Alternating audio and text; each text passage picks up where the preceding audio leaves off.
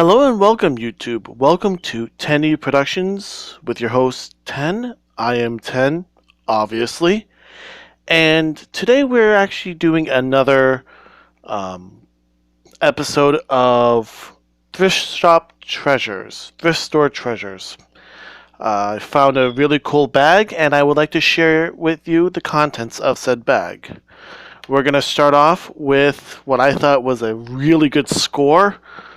I do not know if... Oh, let me just try to get him back into my image. Again, I'm still on my tablet, so I apologize for the quality of video.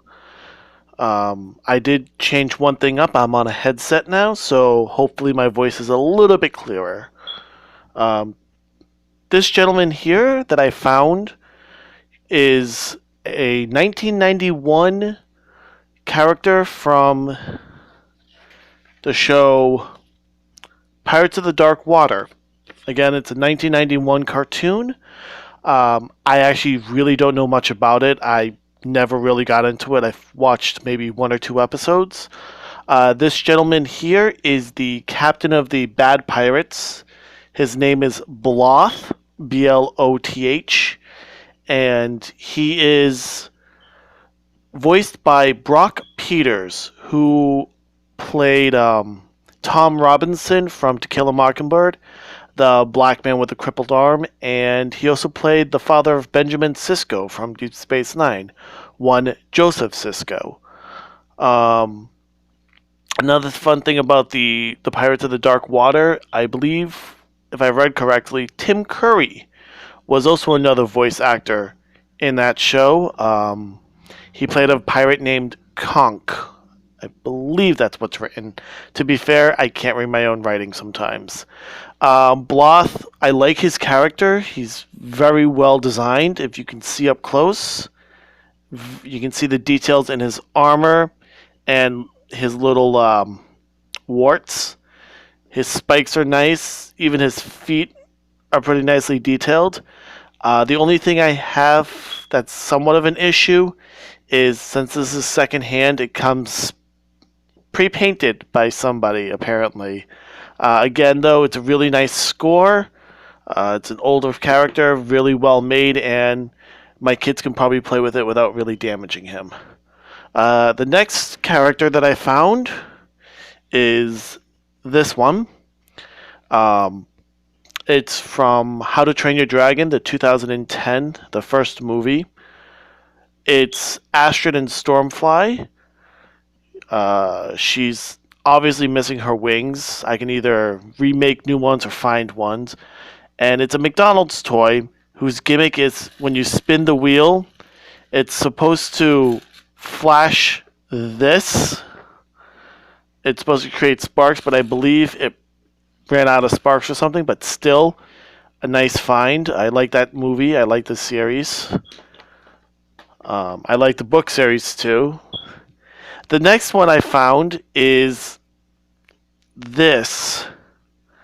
I think it's a fingerling.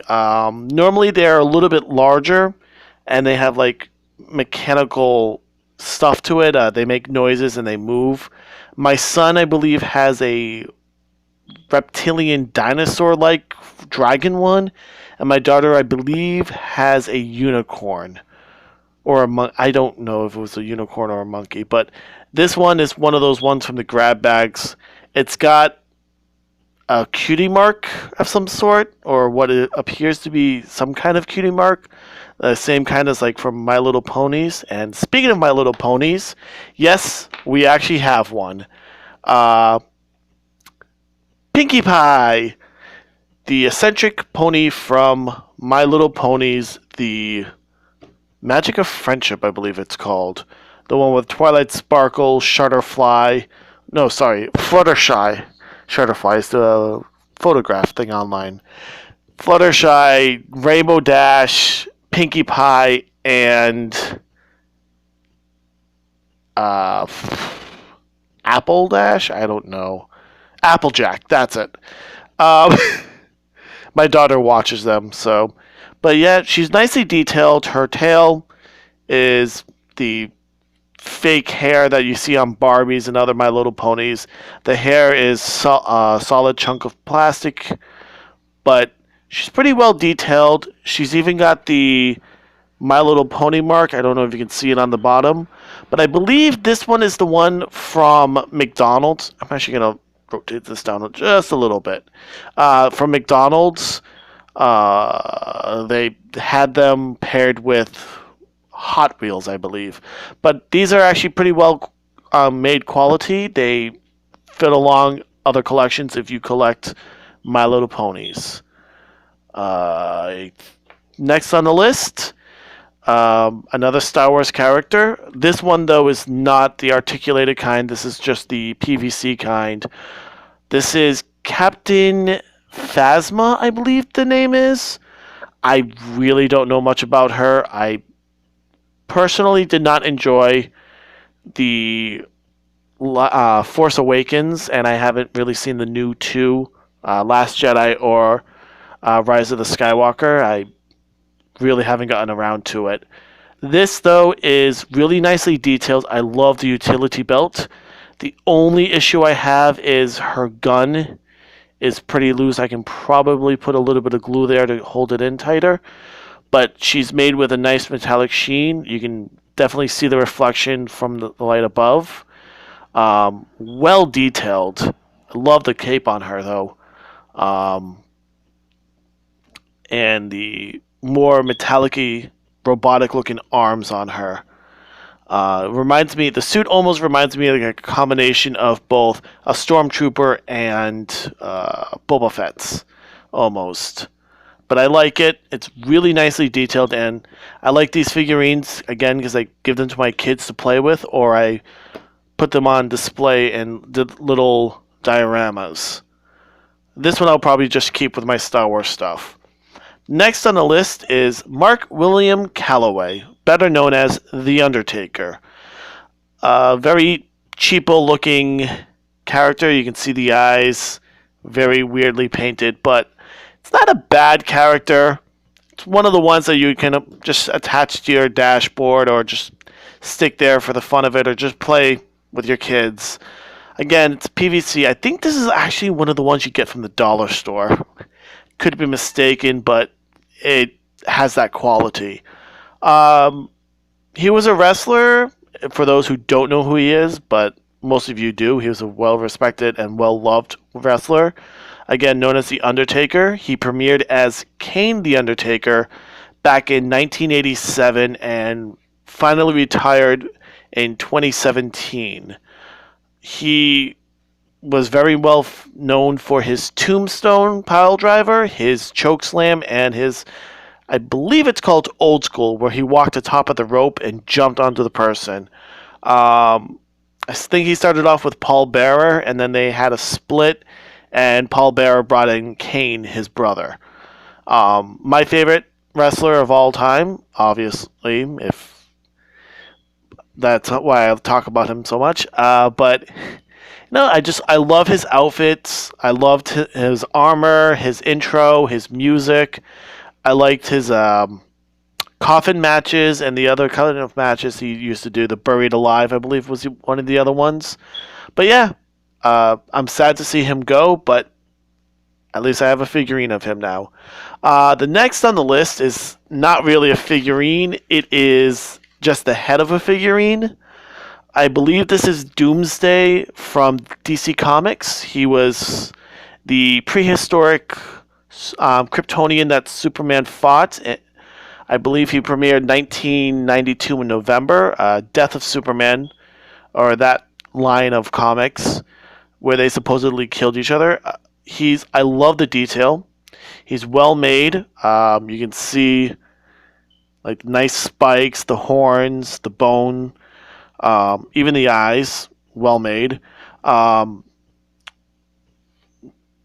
socket joint. I believe that this is part of you can build a character line where you buy several sets and they come with different pieces for another set.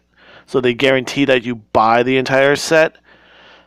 I don't know which one he came from or if he came with other pieces, but I wonder if he would fit on the ones that Marvel also releases, because it would be funny to see Doomsday's body head on a Hulkbuster suit from Marvel. Personally, I would love to see it. If I can find other pieces, I will make a Franken character and see if I can premiere it here. Hopefully, I can find other pieces as I go. But like I said, nice piece. I love the detail. Uh, the reason why I bought the bag were the following two characters I'm happy about. This is a Pitroid seen in The Phantom Menace, Episode 1 of Star Wars. You can see them on the pod racing track, fixing the ships, and you can also see them in Watto's shop carrying around pieces and all that. I believe Jar Jar hit the nose of one of them and activated it. Nice character, nice posability, though it's the limited 5 points of articulation with a ball joint in the head. You can probably remove his head and put on a different character's head. The issue I see here is the arm, but personally, I do not care. I just think it makes it more characterized, very distinct. You know, he could have a war story that he was repairing a shop and he had something fall on him, or he could be the droid that flew through the pod racing engine and lost his arm. Who knows? But nicely made character, nicely detailed. I'm happy because it's a droid. I love the droids from Star Wars. I believe this is from the DUM series, the DUM series Pitroid. It is a 5th class droid, class 5 droid, a labor droid.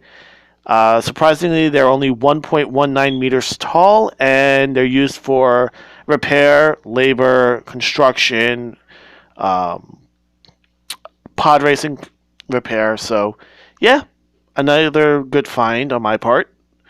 And the last character, my personal favorite from the batch, is the OOM series battle droid from the Phantom Menace. I looked it up. This is the OOM. This is not a B1, so there is a difference. The B1 came in during the Attack of the Clones, and they were more mass-produced than even the OOMs. The OOMs are actually a little bit more intelligent and just a little more advanced programming. They were used later on as commander droids, where they had yellow markings like OOM9 that you see in Phantom Menace, the one with the yellow markings. The ones with the red markings are security droids. The ones with the blue markings are the pilot droids, and supposedly the green marking ones are the AAT drivers, the big tanks that they have. But I like this guy. I love the battle scars on them. So those apparently are scoring from lasers and all that that they were repaired. But he's got really nice articulation. He bends at the knees, bends at the hips, bends at the elbows, bends at the arm. His head can move up and down, and his head rotates. And when you move his head down, you can see that his arm moves with it.